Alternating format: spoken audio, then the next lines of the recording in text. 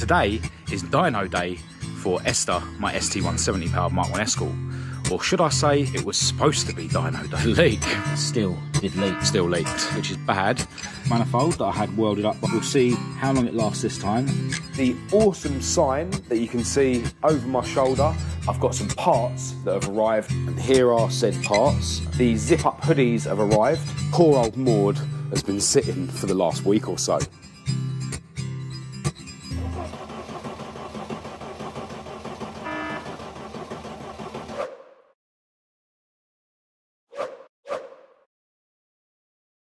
Hello and welcome to this video. I'm Marcus Hayes and today is dyno day for Esther, my ST170 powered Mk1 Escort. Or should I say it was supposed to be dyno day. Esther's engine wasn't completely back together at the end of the last video, and the first thing I wanted to do today was to come around and plug in all the electrical bits, get the spark plugs and HT leads all hooked up, and basically just try and start the engine. So before I worry about plumbing in the coolant, putting on the exhaust manifold, which is now back from being welded up, I wanted to just make sure there was no issues that were going to cause me to need to cancel my dyno session. And unfortunately, when I did start the engine up, there was oil coming from the VVT pulley. So I got in touch with Chris Todd, my tuner, straight away and just told him, look, I don't think I'm going to make it to the dyno session because I know that he's probably got loads of people eagerly waiting for a cancellation because, yeah, he is very high in demand. So, yeah, once I'd cleaned up the oil, I started then, you know, taking things apart. So I took the rocker cover off, got the engine timed up to TDC and, you know, cracked off the exhaust cam pulley. And then as I was going to crack off the VVT pulley, I noticed that this cap here was missing. I'd forgot to put it back on. So I instantly thought, right, well, that's obviously what's caused the leak. So yeah, I started putting it all back together again. Obviously made sure that that cap was on, retightened the exhaust cam, you know, tensioned back up the cam belt, etc, etc. Put the rocker cover back on, and yeah, I was sure that there was going to be no leak, but there was still a leak. So I took it all apart again, and then I think I took the seal carrier, basically the front caps of the cam on an ST170, they're one piece. So I took that off and cleaned the underside of it, because I always put a little bit of sealer just at the front of it. Yeah, so I cleaned that off, put another bit of sealer on it, and put that back down. And yeah, at that point, you know, I could see that the cam seals were in. And yeah, I just put it all back together, crossed my fingers, and unfortunately, it still did leak. So then I took it apart again, and I noticed that the cam seals weren't actually pushed all the way in to that seal carrier thing. So I carefully did that. I was able to do that without taking the pulleys off, using a screwdriver and that, so I made sure that they were fully pushed in. I wasn't actually sure, well, still not sure really, whether they're supposed to be pushed all the way in or whether they're supposed to just be flush with the bit, but they were actually protruding from the bit. And the slot that they sit in does make it look like they're supposed to go, you know, all the way in. So I pushed them all in, put it all back together again, timed the engine back up, rocker cover back on, started it up. And it still leaked. And then I thought to myself, maybe I need to try some new cam seals. And I did actually have some new cam seals in my garage. I'm not sure if I'd bought them or someone sent them to me. I can't remember, but they were too big. So they were the wrong seals anyway. And then I started digging out my other camshafts that I've got in the garage, and I found one of the inlet cams with a much better looking seal on it. So I put that in. I don't think I bothered replacing the exhaust cam seal. That was fine. But what I did do is I took the pulleys off this time, then put the seal carrier thing, you know, the cap thing in, and then, you know, pressed the seals in. So they're definitely in even. I did push them all the way in. Still not sure whether you're supposed to do that. And then put the pulleys back on, and then timed it back up, etc, etc. I put the rocker cover back on, HT leads back in, fired it up, and now it doesn't leak. So yeah, happy days. It now runs and doesn't leak oil, which is good. Obviously missed my dyno session today, which is bad. Sorry again to Chris Todd if you're watching, mate. I hope you did manage to get someone else to fill my slot. But yeah, haven't really got much time to do anything else today. It's definitely going to get dark soon, and I've been packing up in the dark the last couple of days, so I definitely don't want to be doing that today. I will quickly show you the exhaust manifold that I had welded up by a local company. Looking cool. We'll see how long it lasts this time and which part of it cracks next. Hello, so it's been over a week since the last clip, and I want to bring you up to speed with what's been going on since then, what hasn't been going on since then and what's probably going to be going on moving forward. And I am reading from a list. Apologies for that. Now, first thing to mention is that for a few days I've been really ill. You can probably still hear it in my voice, although I have still been forcing myself to go to the gym, and I'll be going again today. Next thing to mention is the awesome sign that you can see over my shoulder that was actually sent to me by a guy called Richard from RECREATIVE Signs Limited. I will leave all their links in the description. Absolutely love this thing. Let's have a closer look. So this is a multi-layered plastic sign where literally each colour has got its own layer. If I just show you closely, you'll see what I mean. So yeah, black layer there, and then the blue layer on top, and then this white layer on top.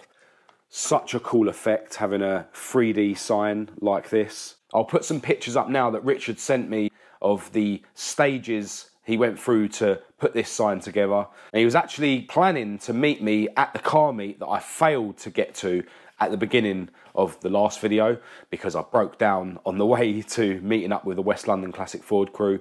So yeah, he sent it to me through the post instead. But yeah, if you're watching, Richard, massive, massive thanks for the sign. I absolutely love it. And I hope that I do manage to meet you in person at some point in the future. I'll also put some pictures up now of another project that Richard and the guys at RECREATIVE Signs recently did of a mini sign. And yeah, loving how this one's got some lights in it and stuff. So yeah, if you're in the market for a really, really cool sign for your business, for your garage, for your home, definitely get in touch with RECREATIVE Signs Limited. Now, while we're on the subject of Maude breaking down on the way to the car meet, I realised when I was editing the last video that I didn't really go into much detail about the breakdown. I was on the motorway and I was giving Maude some stick, obviously only up to 70 miles an hour, apart from where we crossed over the border into Mexico. And yeah, every time I sort of come off the throttle, I notice smoke coming out the back. And with Maude especially, if she's still running, then I just keep my foot in. So I didn't think about it too much, didn't worry about it. But when I sort of come to a junction, she then cut out and, you know, she failed to restart. It didn't sound like she was down on a cylinder or anything like that. You know, the sort of pattern of the starter motor was consistent. I just kept trying to start the engine, and eventually it did fire up. Now, where I broke down, I was quite close to my other garage, but I was far from home. I was able to drive to my garage. I done a compression test, but when we done a compression test, all 4 cylinders had compression, and it was just the rocker cover gasket leaking oil into cylinder number 4, which isn't a major issue at all. Now today, I'm planning to go down to the other garage with a brand new rocker cover gasket so that I can then get Maude back on the road and bring her home, because I've got some parts that have arrived here at home that I want to fit to her. And here are said parts, and I don't want to reveal too much. But yeah, they're parts that I've mentioned before on the channel, and yeah, I'll be fitting those in the next video. And that kind of brings me on to my future plans, you know, definitely short term anyway. I'm actually thinking that I might take a step back from Esther. Now obviously I'm desperate to get her on the dyno. I'm desperate to see what the cylinder head is going to do in terms of improving the power. I'm sure the guys at A.L.DEVELOPMENTS are really eager to see what the new cylinder head's going to do, and I know that loads of you guys out there are really looking forward to seeing Esther making more power. And you know, I did plan to take her to the drag strip. I wanted to do that before I fitted the cylinder head, to be honest, but you know, I think all things considered, now that she's in bits and I'm kind of forced to not, you know, just keep driving her and, you know, not doing other stuff, I think I'm just going to leave her alone, at least for a couple of weeks. Maybe I'll port match the inlet manifold as well to match the new ports on the cylinder head, which might mean that when I do get her on the dyno, I might get another couple of horsepower. So yeah, I'm going to leave Esther alone at the moment, and I'm going to be focusing my attention on Maude, because I've actually got Maude booked in for a drift day on the 23rd of November. Now I know a lot of YouTubers won't even reveal what drift days they're going to and the dates, but yeah, if any of you guys are free on that day, it is a Wednesday, and you want to come down to Santa Pod, you do have to pay to be a spectator, and I think you have to pay in advance online. But yeah, if you want to come down and have a chat, that's totally fine. Always keen to meet up with as many of you as I can. Keep an eye on my social media to find out if for some reason we don't make it to that drift day. But it is a month away, so I'm pretty sure I'll be able to make sure that Maude is ready for that drift day. So what else have I got on my list? The zip-up hoodies have arrived. So all you guys that jumped on the pre-order for those recently, by the time this video comes out, they should be delivered. So massive, massive thanks to everyone who did jump on the pre-order. And if you do want to support and represent the channel, there's loads of other merchandise available on my website at marcushayesuk.com. And all that stuff is actually in stock and ready to ship out. Now, I don't want to reveal anyone's addresses, but yeah, the orders are all in the boxes. This happens to be Jeffrey's. And yeah, I just need to sort of finally tape up all the boxes, and then I can get those down to the post office and get them sent off. Oh, in other news, I've got a new media mod, so I'm now able to use my new microphones again. And yeah, there actually was a guy that got in touch with me before, and actually saw him in a Tesco's, who's quite clever when it comes to fixing electronics and stuff. So maybe I'll get in touch with him and see if he can put another headphone socket thing in the other media mod, and then I'll have a spare one. But yeah, that is about it. So I'm gonna get all this merch packed and ready to take to the post office. Then me and my beautiful girlfriend Kat are gonna go and obliterate our bodies in the gym, and then I'm gonna get round to my other garage to get the new rocker cover gasket fitted to Maude. And yeah, then we can go full send on the way back from there to the garage here at home. Hello, so after a couple of hours in the gym, which was awesome, and some time spent in the queue in the post office, which was less awesome, we've now made it round to the other garage where poor old Maude has been sitting for the last week or so. Now, I already can't see the sun in the sky, so we're gonna run out of light pretty soon. But yeah, basically, all I wanna do is replace the rocker cover gasket, which should hopefully stop oil getting into number 4 cylinder. The spark plugs and HT leads and stuff are already out of the way from when we did the compression test on the day that she actually broke down. So yeah, I'm just gonna whip the rocker cover off and get this very boring job done as quick as I can.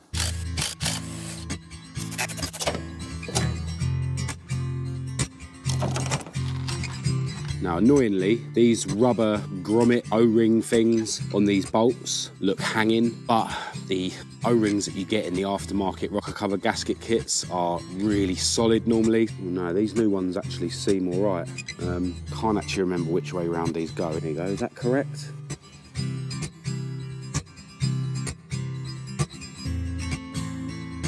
Oh, we've got to get the bolts to actually lock into the gasket. It's actually quite easy.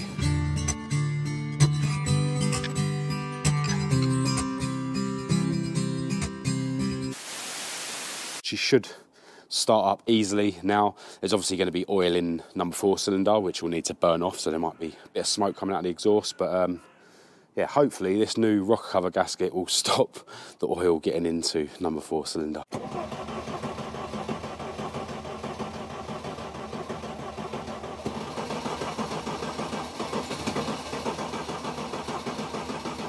Yeah, really struggled to start. I don't know if that's because of the oil in the cylinder, or if it's something more tragic. All right, so she seemed to run a lot better after she was running for a while. So maybe it was just oil in number 4 cylinder making her run a bit rough at first. I did check that all cylinders were doing something, and it seemed like number 1 was doing more than all the others, but yeah, they all were, you know, firing. The exhaust is making an absolute racket, really annoying squeaking sound where it's leaning against the anti-tramp bar, which is obviously something that I didn't quite get to the bottom of, but I will. Now, a couple of people, well, actually loads of you have been in touch with your opinions as to what's going on with regards to the noise underneath, which seems like it might be the prop shaft hitting the tunnel because there's marks on the tunnel, but the prop shaft is so far away from the tunnel, I'm still not sure if that's what's going on. But one thing I probably didn't make clear before is that you only really hear it, you know, not only when you're booting it, so, you know, potentially when the car's squatting, but when you go over a bump. So whatever's going on, it is to do with, you know, suspension travel. Now, one person got in touch and said something about the rear axle where it sort of meets the leaf springs. On his car, I think he said something was bent on the axle, and I think he welded in some metal to strengthen it and then done up the U-bolts super tight, and that seemed to cure his issue. I did just have a check to see how tight the U-bolt nuts were, and they seem really tight. But what I did do is I've stiffened the Gaz rear shocks up a little bit more. We'll see if that does anything.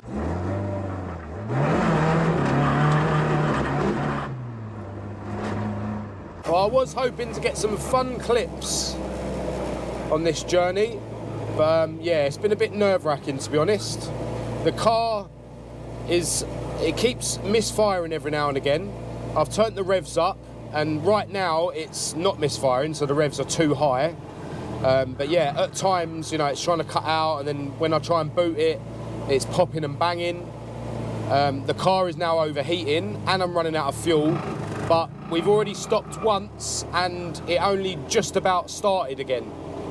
Very similar to when it broke down a week ago, so I don't know what's going on. I mean, to be honest, now I've been on the road for like, you know, 30, 40 minutes because we've been stuck in traffic. There's literally no sign at all of the misfire, so the revs are staying up. So I don't know if maybe the spark plugs, you know, I didn't clean them properly, to be honest, and they've been sitting on Maude's inner wing all week.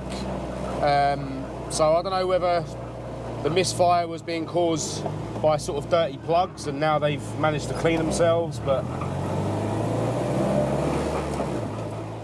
you know, that may be why it's sort of really struggling to start when I turn it off. I mean, now that it doesn't seem to be misfiring, I'd love to turn it off and just see if it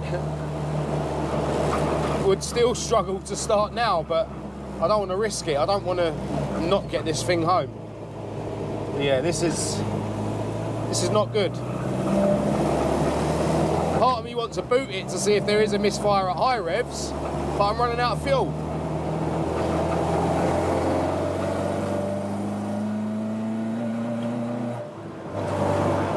Yeah, it's definitely still down on power. All right, so as it turned out, I managed to get Maude home. I mean, the first thing to note is that the new gasket is working properly and it's stopping the oil getting into cylinder number 4. But the symptoms I was having on the way home and when we stopped at a garage halfway home are the same symptoms I was having when Maude broke down. You know, she really struggled to restart, but the last sort of 10 minutes of the journey, the symptoms went away. There was no misfiring. I had actually turned the revs up when she was misfiring and trying to conk out. So towards the end of the journey, the revs were super high. Whilst the revs were super high while she wasn't misfiring, even though the engine's running faster, the engine temperature came down. Whereas when she was trying to cut out and the revs were super low, the engine temperature went up and she started overheating. Although I do need to come up with a better radiator solution for Maude. But yeah, so when the problem's occurring, she's misfiring, the revs are super low, she's trying to cut out and the engine is overheating, and when you try and start her, she hardly starts. But when the problem isn't occurring, there's no misfiring, the engine's not overheating, and it starts absolutely fine. Because when I got to the garage and turned her off while I opened the garage door, when I fired her back up again, she fired up straight away. But in the next video, I've got some parts that I want to fit to Maude, so I'm going to try and not think about what's going on with our engine at the moment, because I want to fit the new parts, and I want to have a deeper investigation into what exactly is causing that noise underneath. But yeah, for this video, that's it. Massive thanks to each and every one of you who has got this far. I do want to send another massive thanks out to Richard for sending me this awesome sign. I absolutely love it. Do get in touch with him if you need a really cool sign for your business or your home or your garage. I will leave his links in the description. So if you thought this video was any good, please do give it a thumbs up and a share. If you didn't, give it a thumbs down, click subscribe if you're new to keep up to date with all my future uploads, and check the links in the description to my social media, my own website. I'll leave a link to my Patreon down there for any of you guys that want to jump on that. Massive, massive thanks to all my patrons. I really, really appreciate your support. I'll leave my email address in the description for anyone who wants to contact me. But other than that, until next time, thanks for watching.